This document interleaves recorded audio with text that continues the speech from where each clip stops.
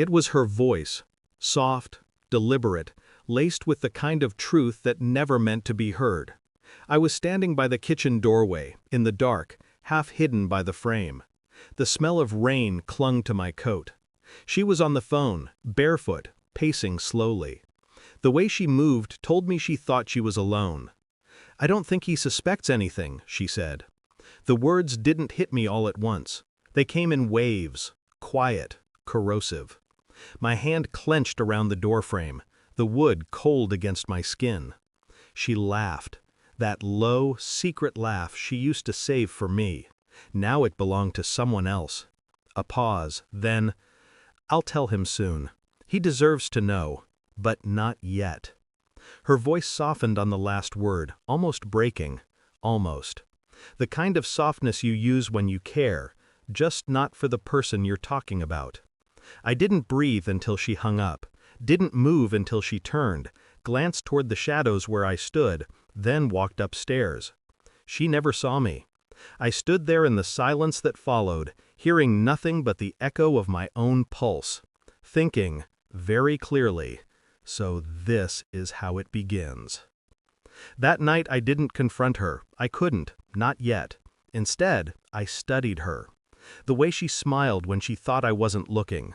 The way she held her phone close, screen turned down, fingers trembling ever so slightly before she placed it face down on the table. Once she caught me watching her. She smiled too easily, too carefully. That was when I knew. It wasn't guilt she was hiding. It was control. At first I told myself I was mistaken, that maybe she was planning something else, a surprise, a confession about something benign.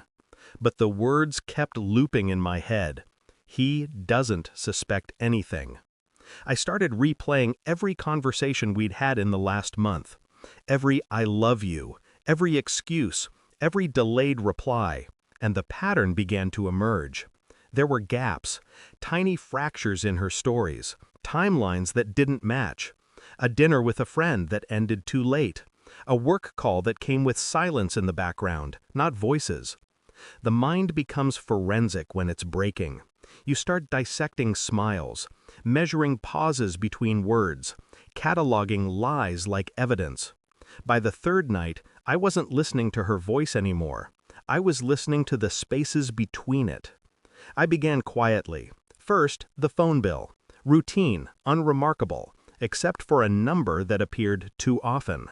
Same area code, same late-night timestamp. Then the messages. Not words, she deleted those. But traces remained.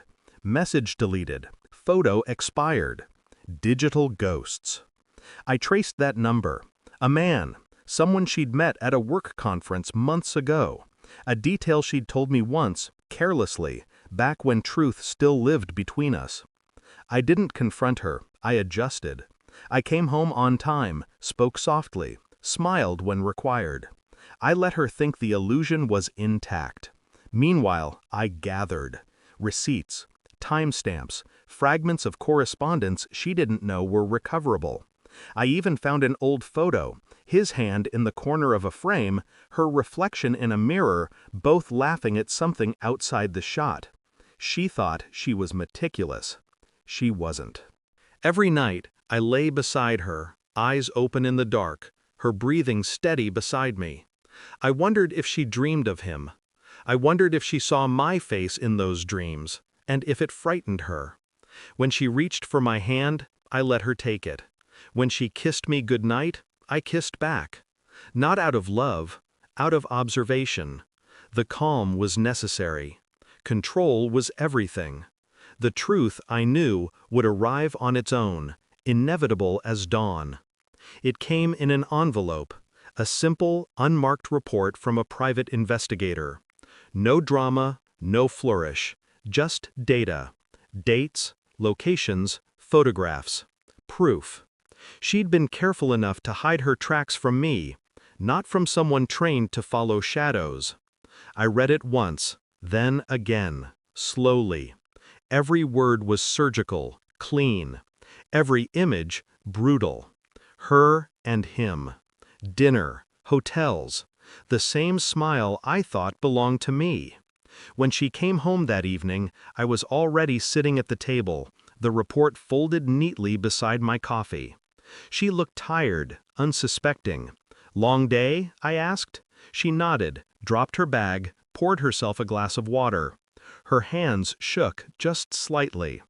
Then I slid the envelope toward her.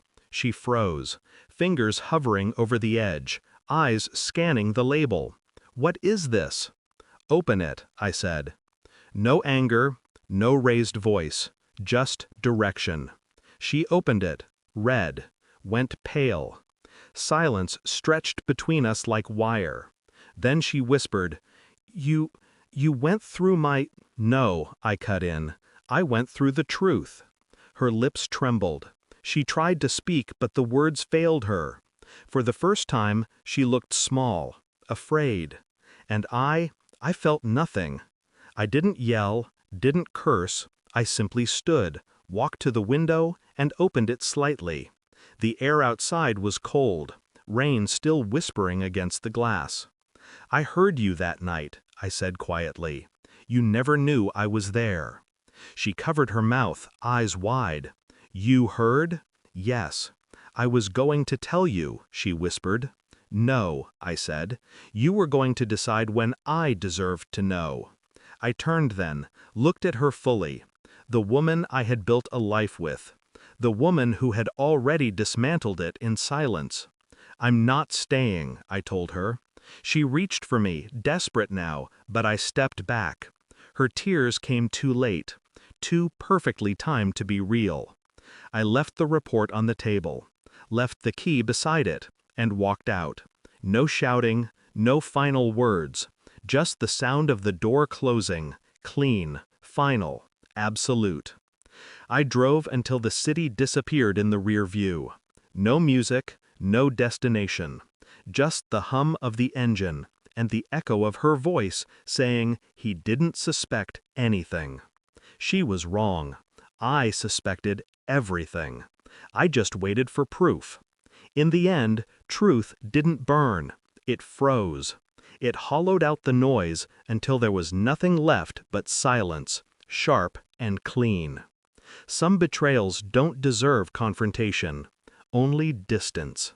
And as I drove into the dark, rain streaking across the windshield, I thought, she'll wake tomorrow and realize the silence means she's truly alone. I didn't need revenge. I already had it. I left, and I never turned back. Sometimes the cruelest thing you can do to a liar is believe them, until they choke on their own truth.